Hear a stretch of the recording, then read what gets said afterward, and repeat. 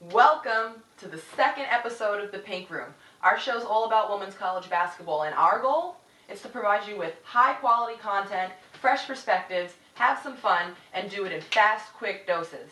I'm Roz gold-onwude. I'm alongside Kevin Dana and KD.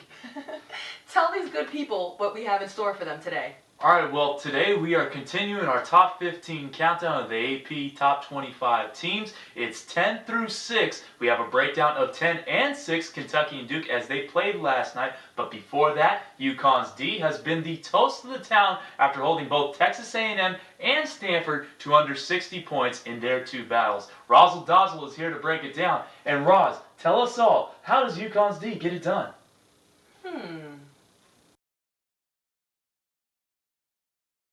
Against Texas A&M, UConn showed different looks in the press. They started out in a 2-2-1 press, and what the idea of this kind of a press is to contain.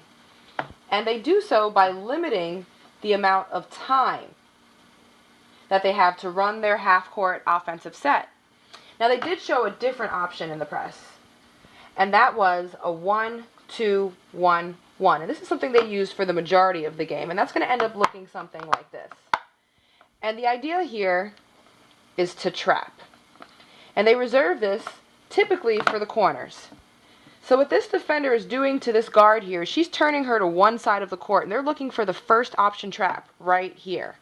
But if they can't get that, they want her to put it on the floor to one side of the court, and as soon as she gets over the half-court line, that's exactly what they want, because they're going to now use the half-court line and the sideline as extra defenders, and everyone else is rotating down, looking for a steal and a layup in transition. UConn falls back into a player-to-player defense that starts really high, almost at the half-court line. So they increase the pressure early, and what that ends up doing to this guard on offense is it really decreases their comfort. And when a guard is not comfortable, they can't make good decisions, and it decreases their ability to think. Now check this out. Look at this starting lineup. You've got guard, guard, guard, and guard. 4 guards on the court, and they're all interchangeable. Doesn't matter who's where. So what this ends up meaning for UConn is that they can switch 1 through 4. And that's a positive for them, because that means they can now switch on-ball and off-ball screens much easier. UConn's player-to-player defense isn't just tough because they're picking up high. It's also tough because look what this guard is doing to this offensive player. She's tilting her body and in effect forcing this player to one side of the court. She no longer can really see this side, so she's going to decrease her vision. She's also cutting off the good angles needed to make those entry passes to either wing to get into your offense. So she's decreasing the good angles. And when a guard doesn't have the vision or the angles to make a good pass, they typically put the ball on the floor. And then all of a sudden, you look up and realize that you no longer have good spacing to run your offense. So now you got to keep dribbling. And all of a sudden, you're dribbling all around the three-point line, and you look up, and there's not a lot of time left on the shot clock for a good shot. And so what ends up happening is that UConn's defense has made you less likely to be able to execute your offense. And you start to increase your dependence on one-on-one plays. And think about Texas A&M. They found success scoring on UConn with a lot of one-on-one plays as opposed to team ones. And you find success sometimes, but that won't win you a lot of games. UConn's defense is also strong because they are so help side aware. Let's say you actually did get into your offense and you did enter the ball to the wing and you even beat your defender into the paint. Well, your job's not done there because in this example, Dolson is going to meet you right there waiting for you. And it doesn't even just end there because now the weak side guard is going to duck in immediately. So Hayes is going to help the helper and guard Dolson's girl here. So now you really end up with one of 3 options. You could charge right into Dolson. You could turn the ball over in traffic. Or your best option is a tough one. You now have to take and make a contested pull-up jump shot. And that's exactly the type of shot that UConn is willing to give up.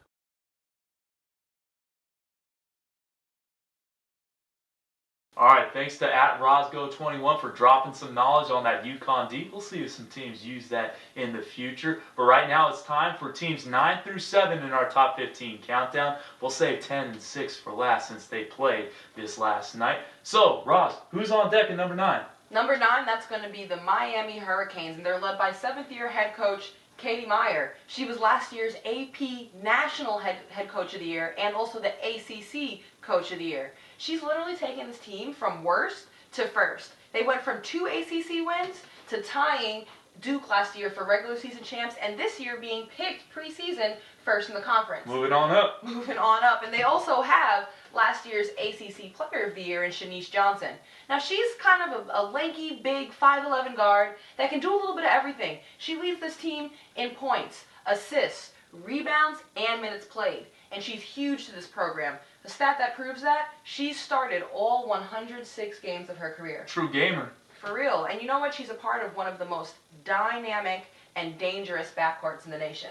She joins Raquana Bebe Williams back there. And Raquana's not that big. She's 5'6". But she is such an explosive scorer. She can take a lot of shots, but she can make a lot of shots. And when she gets hot, there's absolutely nothing you can do about it on defense. Not me? For sure not you. Oh, come on now.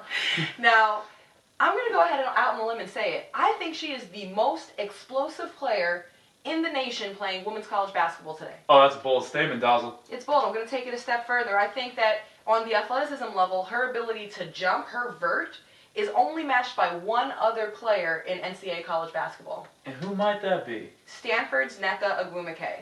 So those are both 2 women that are jumping out the gym.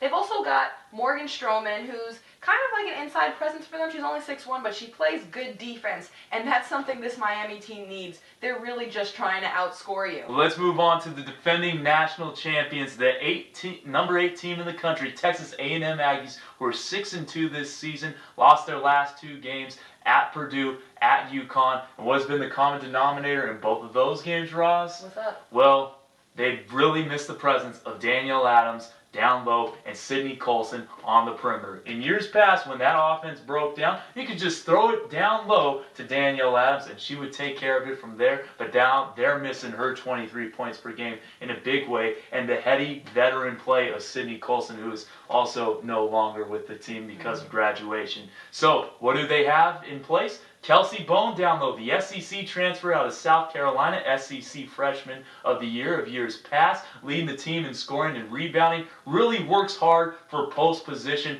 and knows what to do with the basketball when she gets it, finishes very well in traffic down low, but she's no Danielle Adams. And on the perimeter, Sydney Carter has been in a big slump, and it hasn't been the right time to have the slump. 1 for 24. It's never a good time for a slump. Certainly not. But not when you're playing Purdue and UConn, especially on the road. For sure, and that did get a little embarrassing for them. Yeah, it did. 30-point loss at UConn, and Sydney Carter just 1 for 12 in that game, 0 for 12 against Purdue. So in the meantime, until Sydney Carter gets it corrected, Tyra White is going to have to shake her dreads a little bit on the perimeter and get busy. Like, she did score the first 5 points of the game against UConn, so you know she can get it done. It's the Tennessee Lady Vols, led by Pat Summitt in her 38th year as head coach there. They were picked to finish first in the SEC, and they're led by Shakina Strickland. She can bang with the posts, but she's also someone that can run the point guard spot, and she shoots the 3 very well, and she can drive, and she's 6'2". So she's nearly impossible to guard because she's a lot faster than most posts and a lot bigger than most guards. I think the next player with the most impact on the team is actually the freshman point guard in Ariel Massengale. Oh, she's a baller. Yeah, I know. She's a favorite of yours, and she's very steady. She's not afraid of taking big shots. Certainly not. And she takes care of the ball. The most important stat that this girl contributes to this team is that she is the only player on the entire Tennessee roster with a positive assist-to-turnover ratio. Just a freshman, Dazzle. She's taking care of it. And that's really needed. And she's got some good people to pass to. You have Tabor Spanny, who 1 of every 2 threes she shoots is going in. One of those motions that I just did, one of them went in. If you're Tabor Spanny, not if you're Kevin Dana. Yeah, that's like 2 out of every 2. And she's shooting almost 50%. And then you've got Glory Johnson inside the paint, super physical. You trying to beef with me? I'm sorry. But no, Glory, you really got to put on a face mask when you're in there with her. Nearly averaging a double-double. And then you've got Vicky Baugh adding some size in there, helping the team out that way. Toughness. Totally. And I really want to touch on Megan Simmons, who I really like. You know, last year she was the team's leading scorer and leading assist maker. Now, she's only started one game. She's coming off the bench. She's struggling. Over 3-game span, she was 2 for 26. I think that if this team could get Megan Simmons playing well on an individual level and balance that with the success of the team on a whole level, this Tennessee team gets just ridiculous. And you know what? I like her attitude. She had that bad shooting spell. She goes, Coach Summit, I need to get extra shots up. They get in the gym and she gets better. Shooters keep shooting. Now here's the deal with this Tennessee team. They have all the pieces in the world to be a national championship contender. Like, they are that good. But the trend has been postseason after postseason in the recent years, they've come short. So I'm wondering, what is it that this team needs? Do they need extra motivation, maybe some emotional or mental motivation? Do they need extra purpose to their play? I don't think there's any better time than right now with head coach Pat Summitt coming out and publicly talking about her early onset dementia. I mean, that could be something that really unites this team and they play behind. And if they actually did take it all the way to a national championship, that could be one of the more inspirational stories in the history of sports. Okay, so KD is now going to break down 2 of the teams in our top 10 to top 6. The number 10 team and the number 6 team, Kentucky and Duke, faced off today. And KD, break down what happened. I heard there was an upset in the making. Oh, just a little bit, Dazzle. Let's take a look. Big win for Kentucky tonight over Duke, 72-65 in front of 14,000 screaming Wildcat fans at Rupp Arena. Let's talk stars of the game. And for the victors, the Kentucky Wildcats, as much as I love Audia Mathis and her ability to accordionize a defense by forcing the D to stretch out and respect her ability to knock down that open downtown J, or by forcing the D to collapse because she can take it to the rack so well, it was the big player off the bench for me that did the Dukies in. Asia Bishop, 12 points, 11 rebounds, 4 blocks in 19 minutes, spelling Samantha Drake. She got most of her stats off hustle plays, whether she would be the second defender coming over and helping in the trap on that Kentucky pressure, that vaunted Kentucky pressure, or whether she was the player getting the offensive rebound, cleaning up the glass, and getting the putback in for the easy Duke to help Kentucky stretch that lead out over Duke. For the Dukies, Elizabeth Williams had a big game as the freshman in the post, 17 points and 6 rebounds, did a very good job of running the floor and was unstoppable on that low block. When she caught it on the elbow, however, she had a lot more trouble turning the ball over. She's just a freshman, though. She will get that corrected. In the final analysis, however, back in Wildcat Madness in October, Matthew Mitchell taught his team how to Dougie, and tonight his players went out and showed the Dukies how to Tucky. Teach me how to Tucky. Teach me how to... Oh, wait, I forgot. I can't dance. Doesn't matter. Kentucky got the win. That's what's important. All right, y'all. Thanks for checking out episode 2. We're on Twitter. Reach us there. If you have some time, check out episode 1, and definitely look out for the next one. Thanks. Later.